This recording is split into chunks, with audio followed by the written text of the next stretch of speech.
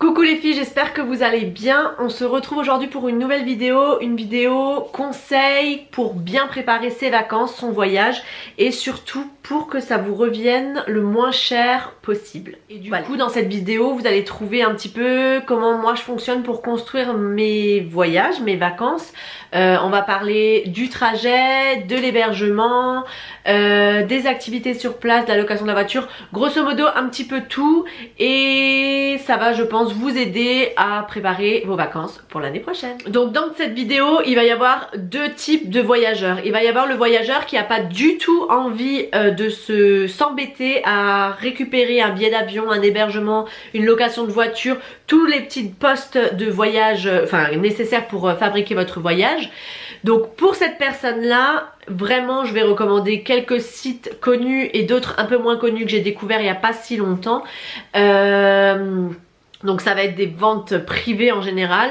Donc il y a d'ailleurs Voyage Privé, vous avez Groupon, on pense très peu à Groupon, mais pour avoir eu l'expérience d'une demande de Groupon où ils vous demandent de faire un rabais énorme, je peux vous assurer que vous acheteurs, vous ne vous faites pas du tout avoir. Alors après il y a des bonnes offres et des moins bonnes offres. Après c'est à vous d'aller checker les hôtels de votre côté, d'en savoir un peu plus. Mais grosso modo, vente privée, voyage privé pardon, Groupon, c'est vraiment les deux gros qui vont pouvoir vous faire des voyages vraiment des voyages clés en main où vous n'allez rien avoir à faire et où vous allez vraiment faire une grosse économie, beaucoup moins que si vous le fabriquez vous-même. Quoique en grosse promotion et en basse période, c'est vraiment chaud de faire mieux en réservant tout soi-même. Mais globalement, vous pourrez faire des affaires avec ces deux sites. Ensuite, un autre site, c'est pas vraiment des voyages privés, je l'ai découvert il y a pas si longtemps, mais c'est Voyage Pirate. Je vous mets les liens en barre d'infos dans tous les cas, mais eux, leur créneau, ça va être vraiment de fouiller un peu ce que vous pouvez faire, vous pouvez faire de votre côté, mais eux, ils vont avoir une masse telle que du coup ils vont pouvoir contacter les compagnies aériennes et compagnies d'ailleurs, les agences etc. pour encore derrière négocier des tarifs pour faire des voyages clés en main pareil, mais vraiment vraiment à bas prix. J'ai découvert ça il n'y a pas si longtemps, donc du coup je n'ai encore pas testé leur voyage, mais vraiment ça m'a l'air très intéressant, donc à voir. Pareil, une chose que je n'ai pas dite encore, c'est que nous en général on a une destination en tête, une envie, une ou plusieurs envies. Ensuite on démarre toujours par chercher un voyage fait clé en main, c'est-à-dire des voyages où il y a l'hôtel, il y a le vol, l'hôtel, etc. dedans, les pensions complètes, les all inclusive ou bien les demi-pensions, peu importe. Mais on cherche toujours ça pour nous donner une idée du prix et ensuite selon le prix on se dit non on peut faire mieux c'est sûr, ou au contraire ça vaut vraiment le coup, voilà. Après on a différents voyages dans notre année. Je sais qu'en été on aime beaucoup tout ce qui est camping, location de maison, ce genre de choses où on va être très indépendant. Et puis il y a les voyages d'hiver où là franchement on est au bout du rouleau, on a juste envie c'est de se mettre sur un transat et rien penser et rien faire de la semaine en termes de logistique, c'est-à-dire courses, repas, etc. C'est parti les filles, on va démarrer tout de suite avec le choix de la période à laquelle vous allez vouloir partir. Évidemment, premier conseil, évitez juillet-août. C'est une période pleine, tout le monde part en vacances, donc si vous avez l'opportunité de pouvoir poser vos congés à un autre moment, croyez-moi, vous allez pouvoir partir beaucoup plus souvent dans l'année, puisque grosso modo en juillet-août tout le monde se fait assassiner au niveau des prix, que ce soit le trajet, l'hébergement et même les activités, les restos, tout ça. Tous les prix enflent, donc si vous le pouvez, ça va être mon premier conseil, évitez juillet-août. Si c'est le meilleur moyen de faire des affaires, c'est de réserver longtemps à l'avance. Je m'explique. Il y a de ça 10 ans quand on a commencé à voyager, les dernières minutes étaient très à la mode, c'est-à-dire qu'au bout de 1 mois, 3 semaines, voire même 2 mois, ça faisait partie de la dernière minute et du coup les prix baissaient à ce moment-là. et vous pouviez faire des grosses affaires, des grosses économies. Mais là la tendance elle a plutôt changé, puisqu'au final les gens maintenant, bah c'est toujours pareil hein, l'offre et la demande, tout le monde regarde un petit peu 1 mois, 2 mois avant de partir, et du coup les prix sont globalement beaucoup plus chers à ce rendu là de votre départ en vacances. Donc ce que je vous conseille, c'est de voir un petit peu plus loin, se projeter un petit peu plus, quitte à payer une petite assurance de quelques euros au cas où il vous arrive un pépin et que vous pouviez pas partir. Mais vraiment grosso modo, pour tout ce qui est pour tous les départs juillet-août, je vais vous conseiller d'acheter vos billets à partir de décembre. Déjà les billets déjà ouvrent et du coup vous allez pouvoir regarder un petit peu vos prix. Donc franchement décembre, janvier c'est le bon créneau je trouve pour réserver vos vacances pour l'été. Maintenant on va rentrer un petit peu plus dans le vif du sujet, on va parler de l'achat du billet d'avion. Donc plusieurs choses pour chercher le meilleur prix. Donc on revient toujours au même, on essaye d'anticiper ses vacances, et du coup pour un départ en juin, mai-juin, vous allez pareil chercher vers décembre, janvier pour acheter votre billet. Vous allez faire des grosses économies.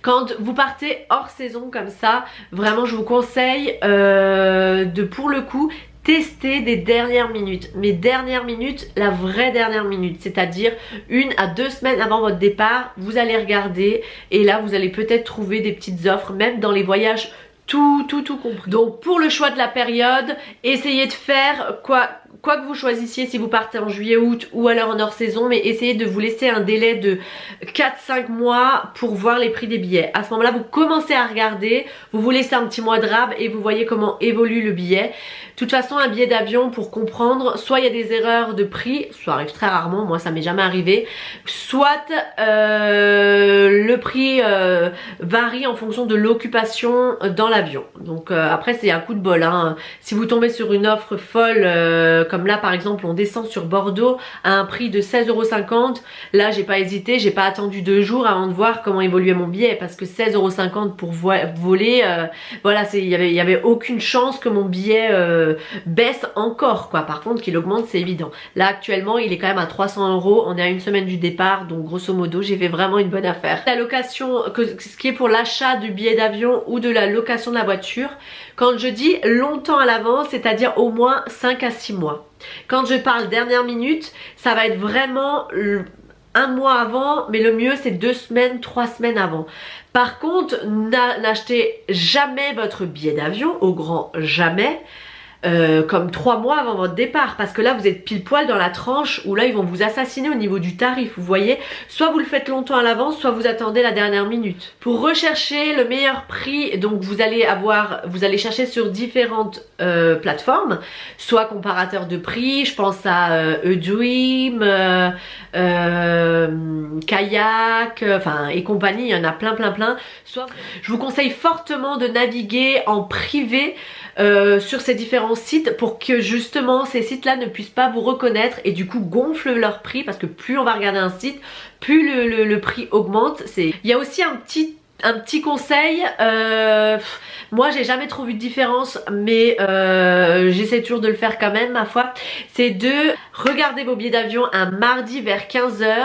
Apparemment les compagnies aériennes baisseraient leur prix, comme en principe il y a moins de monde, donc c'est les recommandations sont le mardi vers 15 h et la nuit. Donc moi je trouve que ça marche beaucoup pour les longs courriers. Pour les courts courriers je suis pas sûre qu'il y ait vraiment une énorme différence, mais pour les longs courriers ça c'est certain. Et pour mon dernier conseil pour clôturer cette grosse partie billets d'avion, je vais aussi vous conseiller de partir en semaine. Alors ça c'est pareil, il faut toujours avoir au moins 2 semaines de congé, je le conçois, mais de partir du lundi au lundi ou du mardi au mardi, etc. revient beaucoup moins cher que de partir du samedi au samedi ou de dimanche à dimanche. C'est toujours pareil, l'offre et la demande. Il y a beaucoup de gens qui font ces départs là, du coup forcément les prix sont plus chers que pour tout ce qui va être hébergement, ça va vraiment dépendre de l'envie de votre voyage. Je m'explique. Si vous avez envie, comme je le disais précédemment, de vacances farniente, je fais rien, je pense à rien, je veux juste me relaxer, évidemment là il va falloir vous diriger vers une seule destination, l'hôtel. Vous n'allez pas pouvoir partir en camping ou en maison ni en appart, puisque à ce moment-là vous allez devoir faire vos courses, faire votre ménage, faire votre repas. Donc là c'est vraiment pas le conseil. Donc ça va dépendre de vos envies. Mais si vous n'en avez aucune, sachez toujours que le camping reviendra moins cher qu'un hôtel, sauf grosse promotion, vente privée et compagnie. Nous, en termes de choix de voyage, ça va dépendre à chaque fois. En fait, on décide jamais trop. Je vous dis, on commence toujours par regarder les hôtels avec des pensions complètes ou demi-pensions, all inclusive, ça c'est encore mieux. Mais c'est souvent beaucoup plus cher. Du coup, en général, ensuite on bifurque sur Booking pour quand même voir s'il y a des plus grosses promotions. Ensuite, on vadrouille toujours sur Airbnb et on a très souvent voyagé, été hébergé grâce à ce site. Donc Airbnb, c'est un site de particuliers qui mettent en location leurs maisons, leurs appartements. Ça vous permet d'avoir tout le confort d'une maison ou d'un appart. Ça revient beaucoup moins cher que l'hôtel, ça c'est sûr. Si vous partez à plusieurs, c'est encore mieux. Vous pouvez louer une plus grosse maison avec beaucoup plus de choses autour de cette maison et ça vous diminue le prix et ça c'est vraiment top. On l'a fait une année et vraiment on a eu une chouette maison et ça nous est même pas revenu pour très cher. Ensuite, ce qu'il va falloir prendre en considération, c'est le camping. Non, le camping n'est pas ringard, c'est terminé ça les filles. Je peux vous assurer que tout ce qui est mobil-home, tout ça, ça a été revu à la hausse. La literie est excellente, alors après ça va dépendre. Mais franchement dit, c'est vraiment maintenant, je trouve qu'ils ont fait des efforts de fou les campings. Et nous on a toujours beaucoup de plaisir parce que ça nous permet de vivre un petit peu en extérieur. Et ça moi j'adore. Pour ce qui est maintenant de la location de la voiture, donc là je n'ai qu'un seul conseil et c'est parce que j'ai loué déjà beaucoup de voitures parce qu'encore une fois quand vous partez en voyage, que ce soit hôtel ou camping ou tous les hébergements que vous voulez, nous on adore être indépendants. J'en parlerai au niveau des activités, mais on adore être indépendant. Du coup on loue quasiment à chaque fois une voiture, soit pour toute la durée, soit pour un jour ou deux dans la semaine. Je termine toujours, c'est-à-dire que je regarde tous les sites, enfin tous les sites, je fais appel à des comparateurs de prix, mais je finis toujours sur le site BSP Auto. Ça il faut retenir. Je sais pas ce que ça va donner dans 6 mois, dans un an, parce que c'est toujours pareil, en général les sites vous attirent comme ça et puis ensuite vous prenez une telle habitude que eux se permettent d'augmenter les prix. Mais en tout cas ça fait maintenant 2 ans que je ne loue que chez eux. C'est un comparateur de prix et c'est toujours les moins chers. Donc pour clôturer cette vidéo, je vais parler des activités. Là ça va plutôt être quand vous allez partir en hôtel club, en formule all inclusive. Là vous allez toujours avoir des propositions d'activités. S'il vous plaît, un petit effort, mais je parle pas si c'est votre premier voyage, je peux comprendre que vous n'ayez pas du tout envie de vous stresser à chercher vos activités indépendamment et puis de louer une voiture et de partir. Je comprends que quand on part à l'étranger, surtout si c'est la première fois, c'est quelque chose qui va vous angoisser. Donc là, laissez-vous aller avec l'hôtel et vous réservez les activités à l'hôtel. Mais si c'est votre deuxième ou même votre premier voyage et que vous avez une certaine assurance, il va rien vous arriver dans tous les cas. Mais essayez d'aller regarder le petit cahier. Il y a toujours un petit cahier. Si t'es parti en hôtel club, tu le connais ce petit cahier où il y a toutes les activités qui sont relayées dans ce cahier d'activités disponible. Et là je te conseille d'aller farfouiller un petit peu, tu vois le débrief etc. Tu prends des petites photos et tu prends ta voiture de location et tu vas aller toi-même sur ce lieu de rendez-vous. Plusieurs choses tu vas t'éviter, c'est déjà la grosse cohue, le gros bus, voilà, surtout si t'as un enfant, les horaires ça va pas coller, ça va être une tannée et du coup au niveau de l'activité tu seras forcément déçu. Deuxième chose, on revient toujours au même truc, c'est le prix. Eux, tu peux bien imaginer que eux ils vont organiser cette petite activité, cette petite excursion. Mais bien sûr derrière ils vont se prendre une com. Et chaque petit passage à un endroit, ils vont se prendre une commission. Ça fait que toi, derrière, bah, tu vas des fois payer 2 fois ce que tu aurais payé si tu l'avais fait toi-même. J'exagère un petit peu, mais en tous les cas, tu gagneras de l'argent si tu y vas par toi-même. Tu seras libre de tes horaires, tu seras libre de rester ou non sur plusieurs sites plus longtemps. Et la troisième chose, c'est pas des moindres, tu vas t'éviter tous les petits passages dans les boutiques parce qu'il y a toujours des accords entre les petits artisans et les gros loueurs, ce qui fait que bah, tu vas gagner du temps et crois-moi de l'argent. Expérience faite en Turquie, je m'étais juré de pas acheter une veste en cuir, je suis repartie, c'était mon premier voyage, un de mes premiers voyages, je suis repartie avec le blouson et tutti quanti, je me suis fait avoir mais comme une idiote. Donc bref, écoute-moi. Voilà les filles, je pense que j'ai fait à peu près le tour au niveau vol, hébergement, voiture de location et activité. J'espère que cette vidéo vous sera utile. Si elle vous a été utile, n'hésitez pas à la liker. N'oublie pas de t'abonner pour ne louper aucune de mes vidéos. Et quant à moi, je vous fais de gros bisous et je vous dis à très vite pour une nouvelle vidéo. Ciao ciao!